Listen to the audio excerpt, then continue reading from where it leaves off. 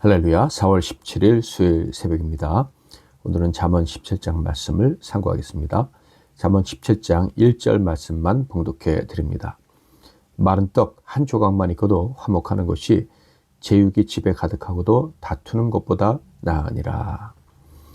오늘은 지혜자의 화목한 가정, 지혜자의 화목한 가정이란 제목으로 하나님 말씀을 상고하겠습니다. 잠언 17장 말씀은 마음을 뭉클하게 만드는 말씀으로 시작이 되죠. 다시 한번 읽어볼까요? 마른 떡 한 조각만 있고도 화목하는 것이 제육이 집에 가득하고도 다투는 것보다 나으니라. 그런데 이 말씀의 의미를 깊이 생각해 본다면 마음을 뭉클하게 해주는 말씀인 동시에 우리가 원하는 가정상에 대해서 깊은 성찰을 하게 만들어주는 말씀이기도 합니다. 또 우리가 가정에 대해서 어떻게 생각했는지, 어떻게 생각하며 살아왔는지도 돌아보게 해주는 말씀이죠. 2절에는 마른 떡 한 조각이란 말씀이 나오죠. 이것은 누룩을 넣지 않은 딱딱한 떡을 의미하는 것입니다. 만약 누가 이 떡을 그대로 먹으려 한다면 이가 상할 수도 있어요. 그래서 이 떡을 먹을 때는 물에 적셔서 약간 불린 다음에 먹을 수 있다고 하죠. 게다가 그 딱딱한 떡이 한 조각만 있다고 말씀하고 있죠. 그 딱딱한 한 조각의 떡이 1인분이 아니다라는 거예요. 몇 명인지는 알 수 없지만 한 가족이 그 떡 한 조각으로 끼니를 때워야 하는 거예요. 그러므로 이 떡을 먹게 될 사람들은 아주 가난하다는 것을 알 수가 있습니다. 그런데 놀라운 사실은요, 그 마른 떡 한 조각으로 끼니를 때워야 하는 아주 가난한 가족의 화목이 있다라는 거예요. 그렇다면 그들이 그 마른 떡 한 조각으로 식사를 할 때 어떤 모습을 보일까요? 상상을 하실 수가 있으십니까? 그 작고 딱딱한 떡을 먹을 때 서로 양보하고 또 다른 가족이 더 먹게 하려고 애쓰면서 그 고마움에 미소 짓고 또 웃고 깔깔거리고 그러지 않을까 하는 생각이 듭니다. 그런 분위기 속에서 먹을 것은 적지만 서로로 인해 행복을 느낄 것이다. 당연히 음식을 가지고 타박하는 사람도 없겠죠. 욕심부리며 불평하는 사람도 없을 것입니다. 그런데 이와는 대조적인 가족도 등장을 하죠. 제육이 집에 가득한 가정인데 그들에게는 제육만이 있는 것이 아니랍니다. 다툼도 있다고 합니다. 그런데 여기서 제육이 무슨 뜻입니까?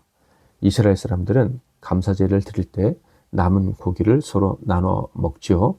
그러니까 이 가족은 영적인 의무를 다할 수 있는 가족인 거예요. 하나님께 제물을 드린 후에 자신들은 그 남은 고기로 배부를 수 있는 그런 가족이라는 거예요. 그러니까 이 모습을 현대적으로 표현한다면 주일 성수도 잘하고 11조와 각종 예물 다 바친 후에도 냉장고에 먹을 것이 가득한 집이라고 할 수 있겠죠. 그런데 그 집에는 음식만 풍성한 것이 아니라 다툼도 풍성하다. 어떻게 보면 모순되어 보이는 상황이에요. 그런데요, 이런 일은 결코 드물게 일어나는 일이 아닙니다. 하나님을 열심히 섬기고 재물이 풍성해도 그 가정에는 다툼, 곧 미움과 원망이 있을 수 있다는 것이죠. 솔로몬은 가정이란 그렇게 부정적이어서는 안 된다고 생각하고 있습니다. 뿐만 아니라 그런 가정을 결코 부정적으로 보지도 않고 있는 것 같아요. 분명 많은 아내들로 인해서 솔로몬의 가족은 화목하기 어려웠을 것 같습니다. 그럼에도 불구하고 그는 가정을 매우 긍정적으로 보고 있다는 것이 놀랍습니다. 16장 31절에는 이런 말씀도 있었죠. 백발은 영화의 면류관이라 공의로운 길에서 얻으리라. 집안에 있는 노인에 대해서 부끄러워하고 있는 것이 아니라 도리어 자랑스러워하고 있다는 것을 알 수가 있어요. 생산 능력이 없다고 멸시천대 받지 않는다는 거예요. 그 반대의 경우도 마찬가지입니다. 17장 6절 손자는 노인의 면류관이요 아비는 자식의 영환이라. 할아버지와 손자 그리고 부모와 자식이 서로를 기뻐하고 자랑스럽게 여긴다라는 거예요. 지혜자는 그 가정이 안전하게 된다. 그런 복을 받는다는 것을 앞서서 솔로몬은 교훈했었죠. 그러므로 지혜자는요, 그 가정을 화목하게 만드는 사람인 거예요. 그런데 화목한 가정은 어떠하다고요? 당연히 다툼이 없죠. 그러므로 지혜자, 곧 하나님을 경외하는 자들이 있는 가정에는 다툼이 없는 거예요. 다툼을 일으키는 자가 없기 때문이죠. 17장 14절 다투는 시작은 둑에서 물이 새는 것 같은 즉 싸움이 일어나기 전에 시비를 그칠 것이니라. 지혜자는 싸움이 일어나기 전에 그것을 미연에 방지한다라는 것이죠.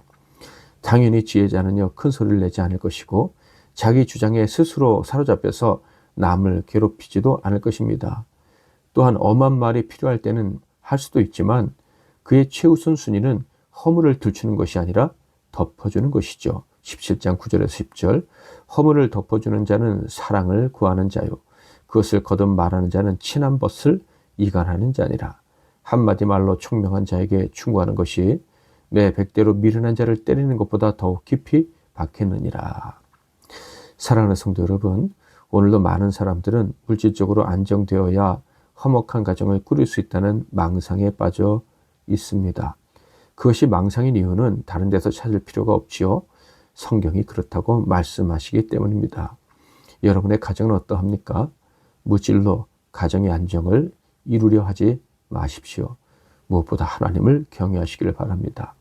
그리고 다음으로는 하나님의 명령대로 지혜롭게 우리 가족 구성원들을 대할 수 있기를 바랍니다. 나이 든 자나 젊은 자나 부모나 자식이나 또한 동기 간에 올바른 인간관계의 태도를 보일 수 있기를 바랍니다. 그래서 가정을 천국으로 만드는, 그리스도의 화평이 가득한 곳으로 만드는 복된 성도들 다 되시기를 주님의 이름으로 축복합니다. 사철의 봄바람 불어있고 찬양하고 기도하겠습니다. 사철의 봄바람 불어있고 하나님 아버지 모셨으니 믿음의 반석도 든든하다. 우리 집 즐거운 동산이라. 어버이 우리를 고이시고 동기들 사랑에 뭉쳐있고 기쁨과 서름도 같이 하니 한간의 조가도 전국이라. 아침과 저녁에 수고하여 다 같이 일하는 온 식구가 한 상에 둘러서 먹고 마셔. 여기가 우리의 낙원이라. 고마워라 임마누엘. 예수만 섬기는 우리 집. 고마워라 임마누엘. 복되고 즐거운 하루하루. 오늘도 말씀 붙잡고 기도하시고 승리하시는 하루 되시기를 바랍니다. 제가 먼저 잠깐 기도하겠습니다.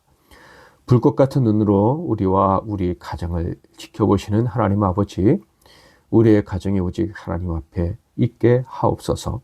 모든 구성원들이 하나님을 경외하는 지혜자가 되어서 하나님의 명령대로 가정에서 행동할 수 있게 하옵소서. 각 성도의 가정에서 하나님이 기뻐하시는 언어와 행함이 가득하게 하옵소서. 그래서 각 가정이 천국 같게 하옵소서. 하늘의 평화와 하늘의 하나님, 곧 삼위 하나님의 화목이 우리 각 가정에게 임하게 하옵소서. 십자가로 이루신 그 하나님의 하나됨의 역사와 기쁨이 각 가정에 충만하게 하옵소서. 예수 그리스도의 이름으로 기도하옵나이다. 아멘.